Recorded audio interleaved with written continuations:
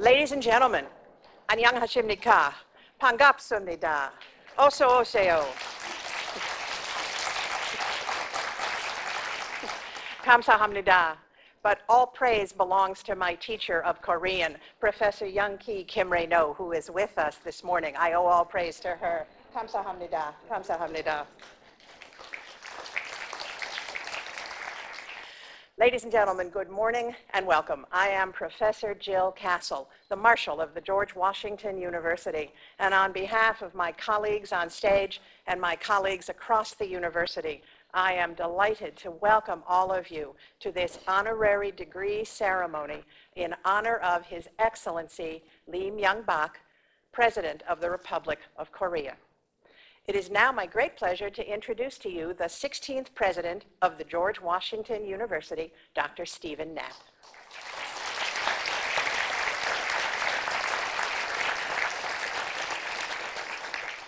Thank you, Madam Marshal.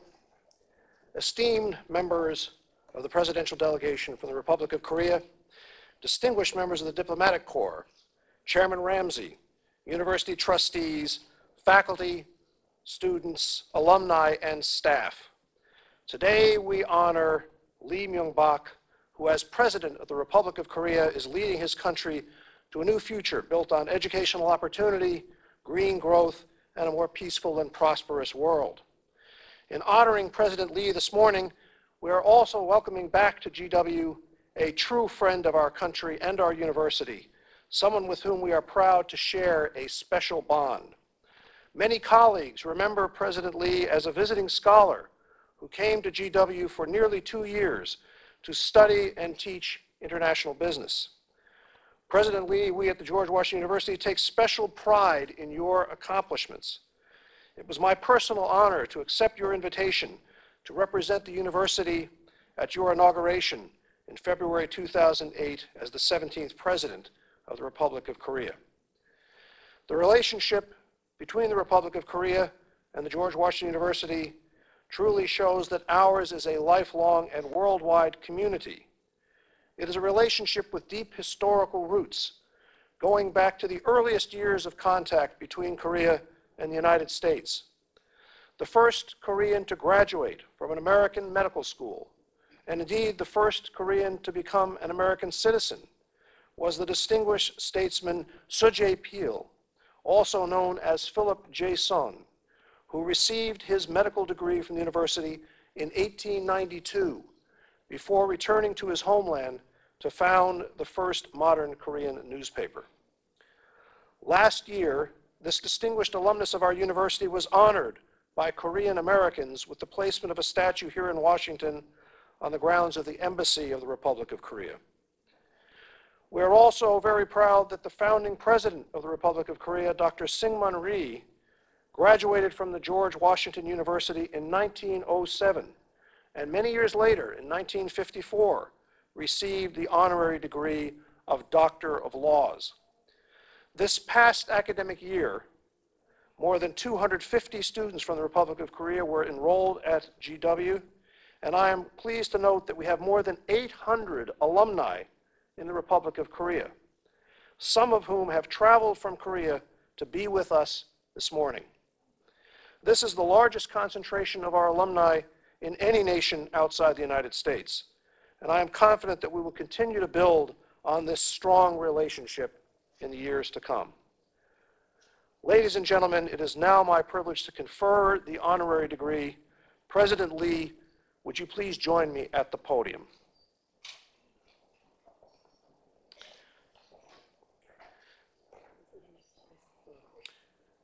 You rose from humble circumstances to become a trailblazer in business and a visionary leader of the Republic of Korea. You were born in Osaka, Japan, where your father worked as a farmhand on a cattle ranch while your mother raised 7 children. After World War II, your family returned to Korea. You attended high school at night while supporting yourself as a street vendor. Your hard work and perseverance gained you admission to the prestigious Korea University, where you were elected president of the Student Council. After graduation, you went to work at what was then a little-known company called Hyundai. You rose rapidly through the ranks, becoming a company director at age 29 and chief executive officer at age 35. In 1988, at the age of 47, you were named chairman of Hyundai and became a business legend. Even with this great success, you continued to push yourself to greater heights. In 1992, you went from business to public service and were elected twice to the Korean National Assembly. You came to the George Washington University in 1999 to study and teach international business, and in 2000, returned to Korea to continue serving your country. You were elected mayor of Seoul in 2002 and launched an ambitious plan that cleaned up and rejuvenated the city and overhauled the transportation system. You then took on an even greater challenge, winning election in December 2007 as President of the Republic of Korea. As President, you have put in place regulatory reforms and initiated a sweeping green growth agenda to create jobs, protect the environment, and prepare Korea for the 21st century. You have pledged to increase economic prosperity and to pursue a new era of peace and stability on the Korean Peninsula. You are leading your country into a stronger engagement with the international community and a more active partnership in global efforts to fight terrorism and climate change, eradicate poverty, and reduce international tensions. President Lee Myung-Bak, from the corporate boardroom to the George Washington University to your country's highest office, you have demonstrated a global vision, a commitment to education, and a dedication to service. For all the foregoing, the George Washington University hereby bestows upon you the degree of Doctor of Public Service with all the rights, duties, and privileges and opportunities pertaining thereto. Congratulations.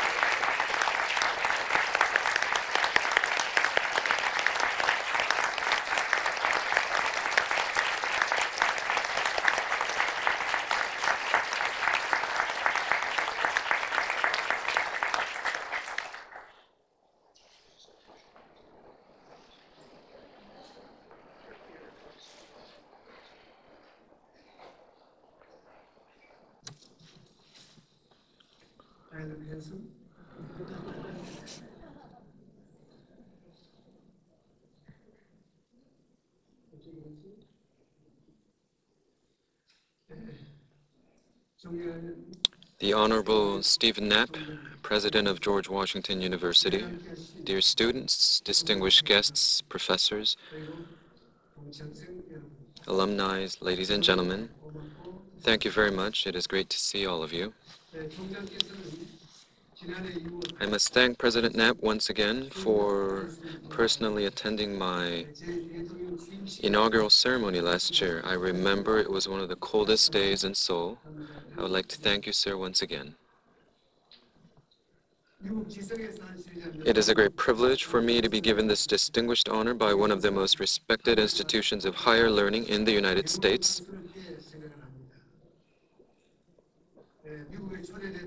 This university was founded on the principles set forth by one of America's founding fathers, President George Washington, and this was also the place where one of Korea's founding fathers, the late President Syngman Rhee, studied political science. And also, it is a great pleasure for me to be an alumni with the future leaders of this world. Thank you. Today, I humbly and with much gratitude and solemn sense of responsibility accept this honor. However, what makes me more happy than anything else is that now I have become a true George. Back in 1999, I spent a year here as a visiting fellow.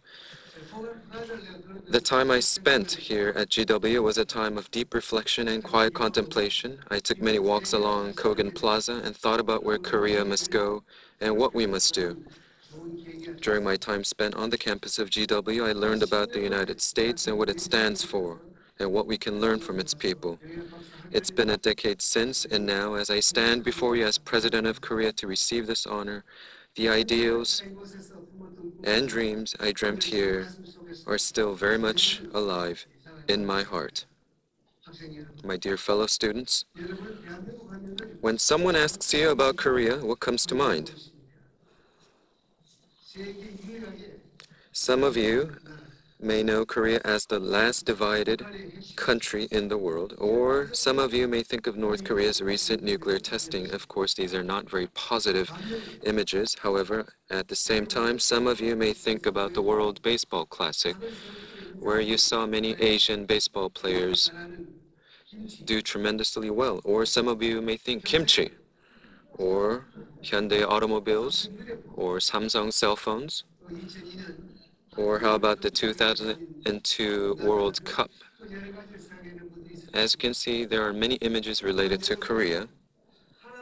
Some of your grandfathers may be Korean War veterans, and so you may have heard of how poor and freezing cold Korea was back in 1950.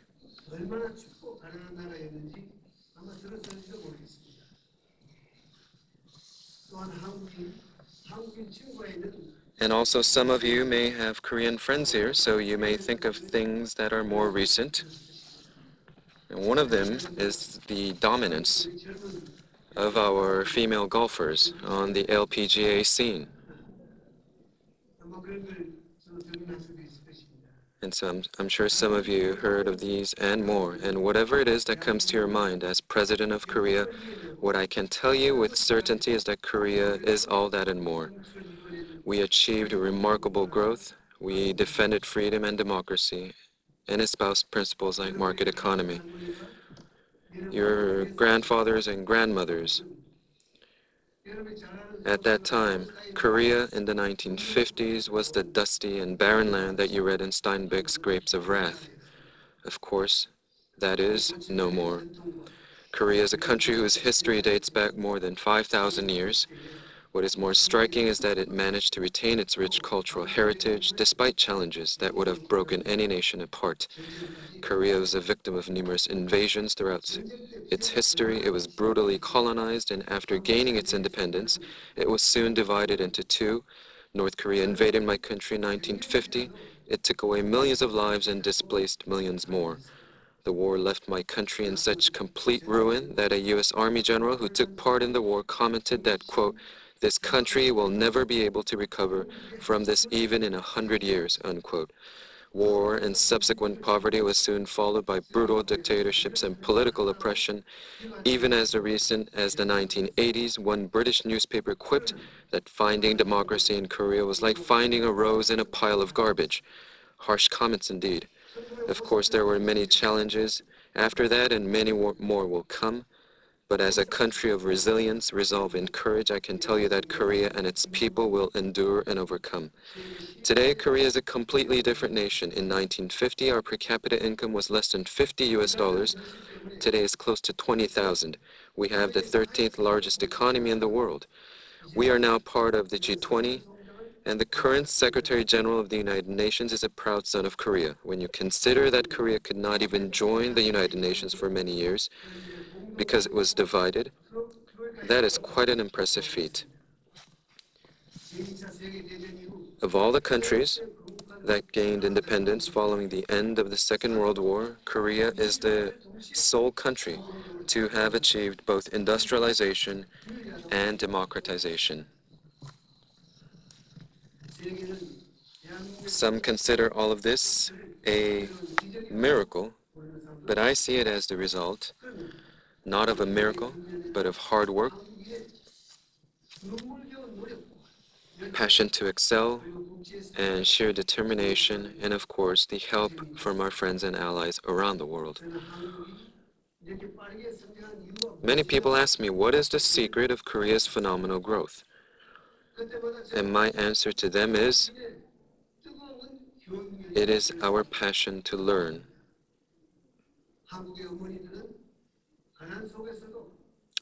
For a small country with almost no natural resources, educating our human resources was always important, and this is best exemplified in our mothers. I can assure you that you will not find people more dedicated to and have a passion for learning and education. And there are many people who emigrated and came to the United States to provide education for their children. They were the ones who sacrificed all that they had to provide a good education for their children so that they could have what they themselves could only dream of. To share a personal story with you, I would not be here were it not for my mother and her passion for education. Our family was too poor to send all my siblings to school. Being the youngest, my turn would have never come. But my mother never gave up in her quest to send me to school, and neither did I. My mother's tireless determination enabled me to enroll in high school, but I did not stop there. I wanted to study more, so I applied to high school and also to university and got accepted.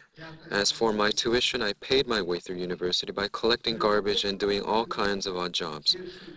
Life was certainly never easy, but it was these kinds of determination that drove my country forward. Even to this day, what sustains Korea is its passion for learning. Just as President Obama made history by working and studying hard, I stand before you because I went to school and did my best. As President Obama mentioned in one of his speeches, passion for learning is what sustains Korea. Just to give you an example, over 80% of high school graduates in Korea go to college. Another factor that has helped Korea achieve its dramatic development is, of course, the assistance from our friends and allies. During the Korean War, 33,000 American soldiers sacrificed their lives in defending my country. They came to defend a country many of them never knew, a country they never knew it existed. The Korean War Memorial is not far from here. It is in front of the Arlington National Cemetery. And for those of you who haven't visited this beautiful memorial yet, please do so. There, you will find what your country stands for and what your grandparents did for others.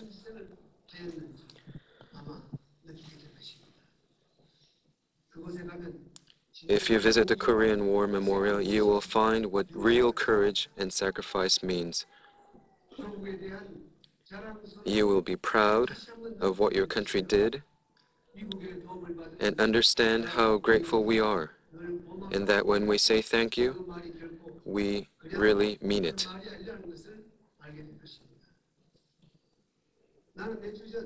Likewise, in my message to the American soldiers in Korea commemorating Memorial Day, I said that we will never forget the selfless sacrifice given to us by the young American soldiers to defend freedom and peace of Korea. When my country was completely in ruin following the war, the generosity of others gave us hope. Many Peace Corps volunteers came to Korea to teach young children and provide medical services. They helped us and they visited all sorts of places in Korea. One of these young female volunteers would later become a diplomat. And of course, her name is Kathleen Stevens, and she is here today. She is now the ambassador to Korea.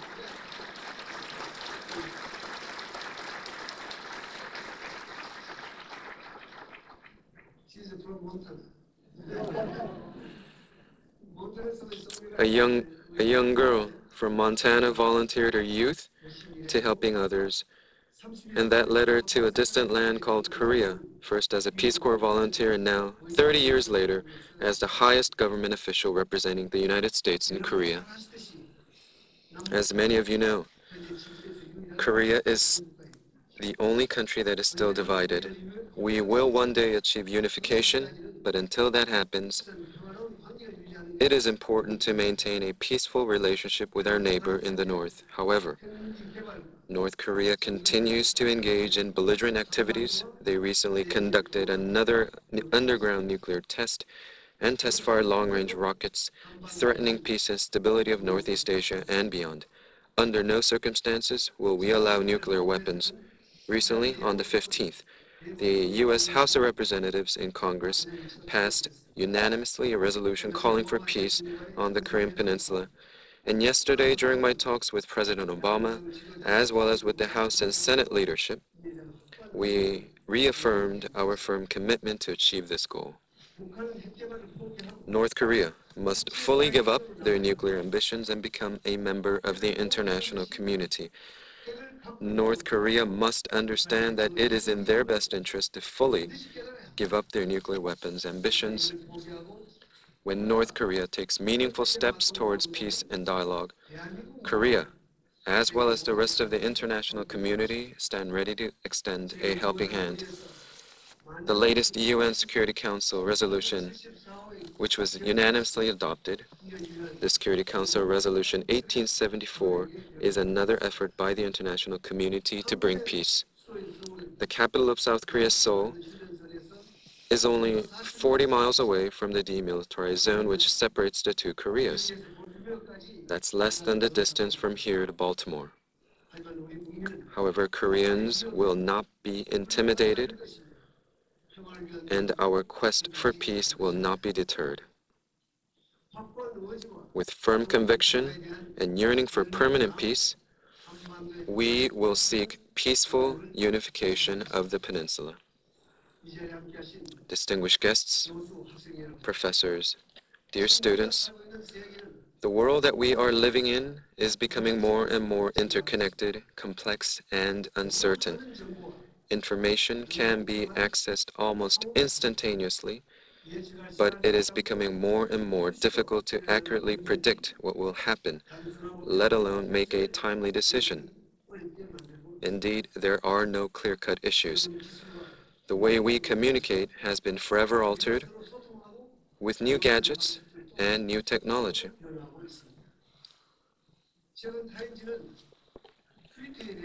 Recent edition of Time magazine talks about Twitter and how this is changing the way we communicate and connect to one another. I have not joined Twitter yet, but I will certainly think about it.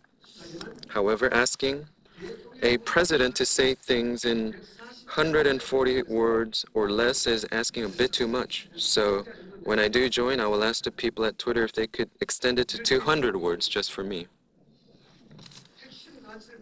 During times like these, it is imperative that we adhere to our core values, our principal beliefs. It is important for us to make decisions based on such core beliefs.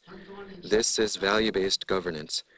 The values that we must continue to uphold and pursue in the 21st century must be protecting freedom, promoting peace, and preserving the environment. I consider doing all that we can to promote human rights and freedom for all mankind, and this must be espoused at all cost. I consider the current global economic and financial crisis not just as another crisis to be overcome, but an event with deep and long-lasting historical significance. It is a transformative moment for mankind. Those who invest in the future, those who are ready for change, those who are willing to take that courageous leap towards the unknown are going to be the ones who shape the future.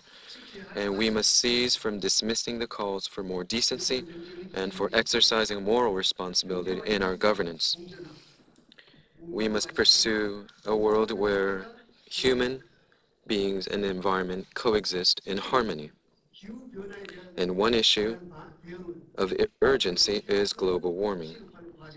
This issue cannot be put off or delayed. The major causes may have begun in the advanced economies, but we must now collectively address it because this problem will never be solved by a handful of countries.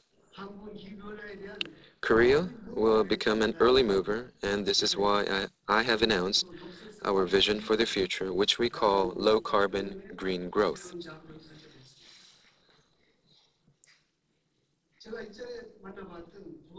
Mr. Thomas Friedman, whom I met recently, stresses the importance of Code Green in his eponymous book and calls this far more valuable than 50 Kyoto protocols combined. Green growth is about sustainable growth that will promote environmental protection and vice versa. Such positive cycle will transform our economy. It is about creatively responding to climate change and our energy needs, fusion between high-tech and green tech, will reduce our over-reliance on fossil fuels and increase our usage of new and renewable energies. Green growth seeks prosperity and well-being not only for the current generation, but the generations to come. And let it be clear that this is not a matter of choice, but a decision born out of necessity. The basic law on green growth, which has already been submitted to our National Assembly, and once this is passed, we will be in a better position to comprehensively tackle global climate change and become a true green nation. We will vigorously implement various measures such as reforming our transportation and electricity grids, retrofitting buildings, realigning our energy infrastructure, as well as our education sector. Korea has established the East Asia Climate Partnership Initiative that will develop new and renewable sources of energy, joint forestation projects, and eco-friendly technology with our international partners. During the last G20 summit in London last April, I called on all leaders to pursue green growth. The incredible amount of fiscal expenditures that are being invested into our economies should and must be geared towards planting the seeds for a greener future. Such call was duly reflected in the final joint statement. Like I said, this century calls for us to be bold. We cannot forever keep on walking on the same path, headed towards the same destiny. We are called upon to explore and open up new paths. Such spirit is what made our nations great. It is what will keep us strong. Recently, a famous Korean mountain climber pioneered a new path to Mount Everest. It has been officially named the Korean Route. He paved this way through uncharted and fierce virgin terrain. We do not yet have a leader in this area. And what makes green growth attractive is that it is a continuously evolving concept. And like I said, we do not yet have a leader in this area of green growth. It is a concept that will readily adapt to the needs of each individual countries. We intend to chart a Korean route of green growth. And shoulder to shoulder with our partners, we will work towards this vision. Another important aspect that we must keep in mind as we seek to effectively tackle climate change is that we must remember to share newly acquired technologies with developing countries. We must make new and renewable sources of energy and its related technologies accessible to them. Korea will become a link between the advanced and emerging economies as we chart the new path forward. Because if we fail to do so, not all countries will take part, and the consequences of that is too great. Distinguished guests, another agenda which I will continue as president is to make Korea a global Korea. This is our diplomatic Korean route. Korea was once a nation that received, but now we intend to become a nation that gives.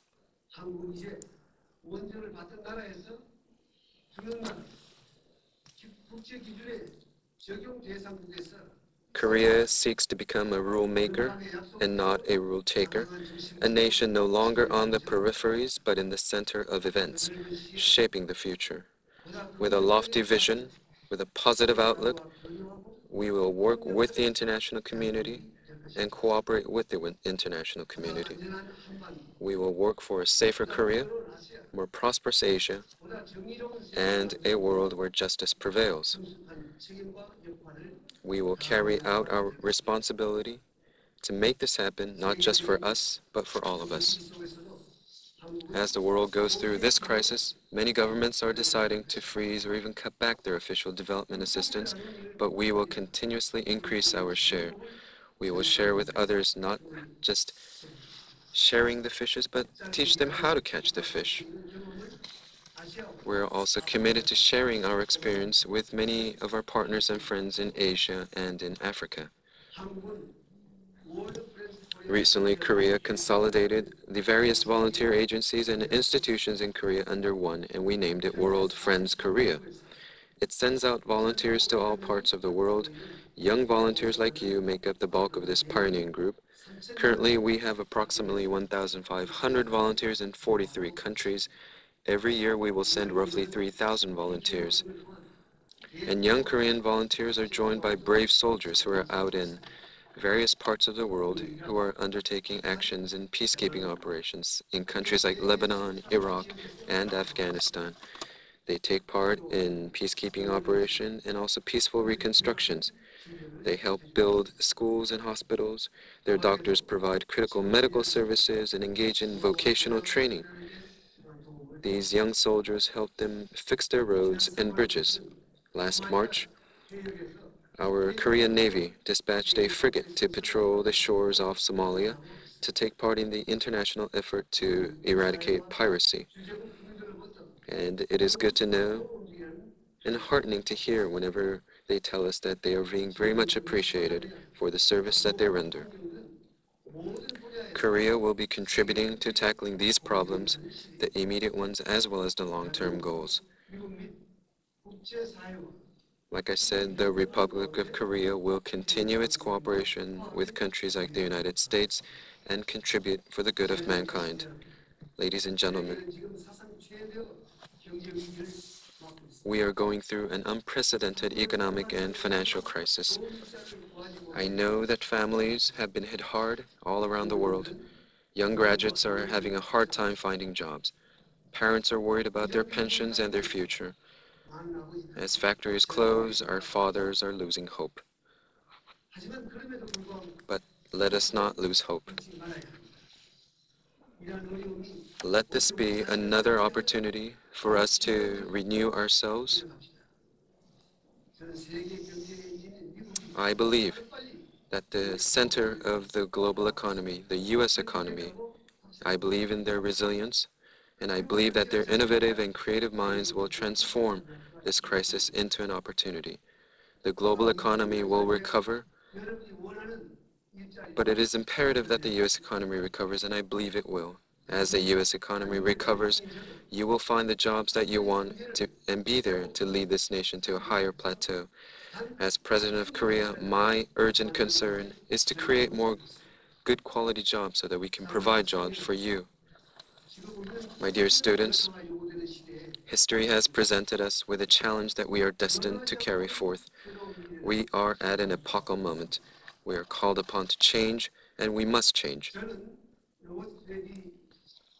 Robert Kennedy spoke of the tiny ripple of hope that will change the world.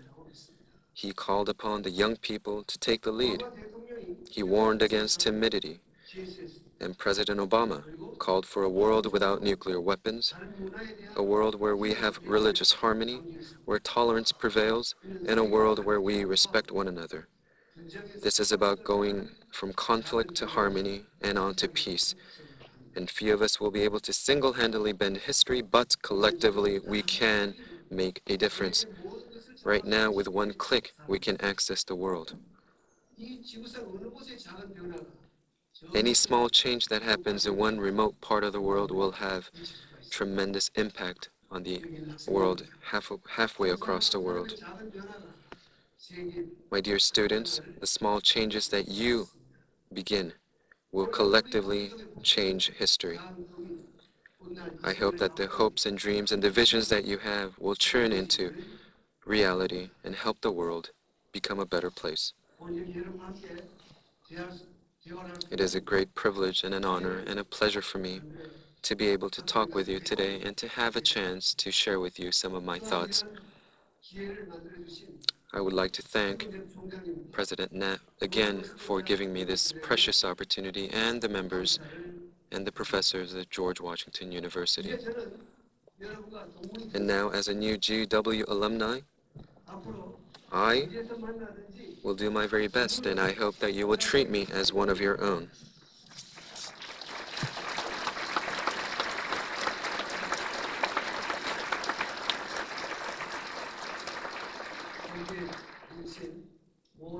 I thank you once again for taking part. I wish you the very best, and God bless you in all that you do. Thank you very much.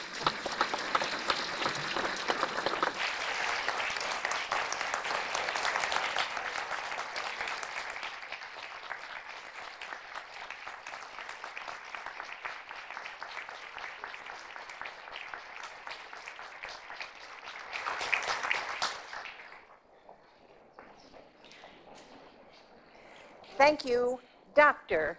President Lee.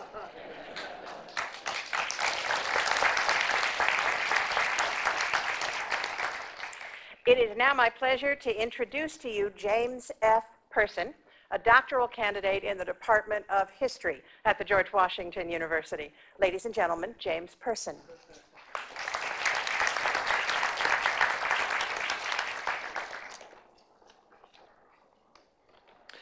Dr. President Lee, President Knapp, distinguished guests, members of the faculty, ladies and gentlemen. On behalf of all GW students, it is an honor for me to welcome you, President Lee, back to the George Washington University and to congratulate you. Those of us who study about Korea here at GW are proud of our university's historic connections to your country. Seo Jae-pil and Lee Seung-man were just two of the distinguished Koreans who have earned degrees from GW. Today, the GW-Korea nexus remains strong as Koreans form one of the largest bodies of foreign students at our university. I just returned from several meetings and conferences in Seoul. Now, it's quite ironic that I had to come home to meet and to hear from the leader of the country that I study and frequently visit. Hearing directly from visits like yours certainly enrich the life of our campus. Hearing directly from heads of state and world leaders is an experience few students have. Congratulations, President Lee, on your honorary degree. It is an honor for GW students to hear from you today. And for those of us who study about Korea, it is further proof of the strong links between our university and Korea. Thank you.